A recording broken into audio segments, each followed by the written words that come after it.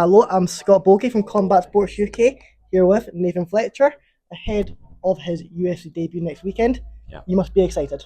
I am very excited, lad. Yeah, I can't wait now. It's UFC London, a home show. Something I've wanted to do since getting into the sport, fight on this card. So I'm ready to go and I'm very excited now. And what are you expecting from your opponent? I don't know. Obviously, my opponent's a well-rounded fighter. I expect him to bring, a solid performance. I think this is kind of his last chance at sticking around in the UFC. So I expect him to be very prepared and to give me the best fight he can. But I just don't think it's going to be enough, and I'm expecting to get my hand raised. And also, you were on that Ultimate Fighter. How was that experience for you? It was a crazy experience, to be honest. The whole thing from, not speaking to any of my friends and family for 6 to 8 weeks, flying out to Vegas for the first time, being around all the UFC. It was a crazy experience, but I'm very glad I did it. I think I took a lot away from that, and I grew not just as a fighter and a martial artist, but as a man as well. So, great, invaluable experience.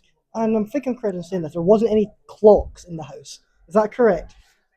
Do you know what? Thinking about it now, yeah, there might not have been. There was definitely no TVs, no radio, nothing like that. No books. You weren't allowed any books or anything to read either. So it was mad. But yeah, clocks. I don't think.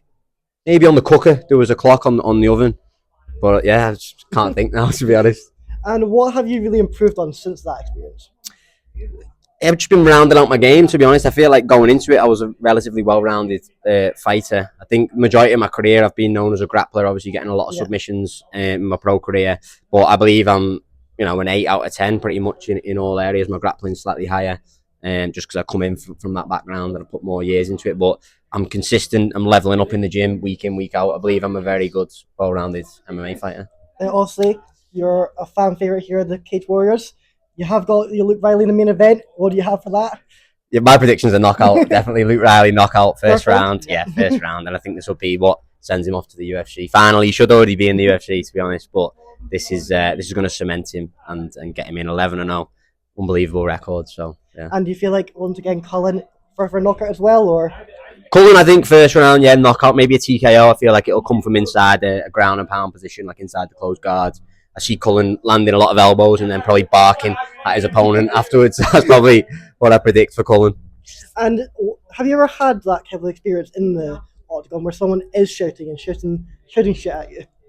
I know Gittins does that a lot. Yeah, Gittins very animated, isn't he? I don't think I have, actually. I don't think I've ever been in a situation where an opponent's been talking shit to me. Normally I'm beating them up, so they don't have much time to chat shit. And then after this, once you get the victory, what are you wanting after that? It's hard to look past this, to be honest. This is something that I've wanted to do since a kid. Do you know what I mean? This is the biggest night of my career so far, and all my focus is on that. We'll see what happens. I'm expecting on getting an unbelievable stoppage in this fight and going on to having a great career in the UFC. But right now, my focus is on next Saturday. And how does it sound to say you will be fighting at the O2? Yeah, it's pretty cool. I fought in the Indigo with Cage Warriors, so it's nice to graduate now and fight in the big arena. So that's going to be exciting. I've been as a fan a couple of times with my teammates, Paddy and Molly, have fought there.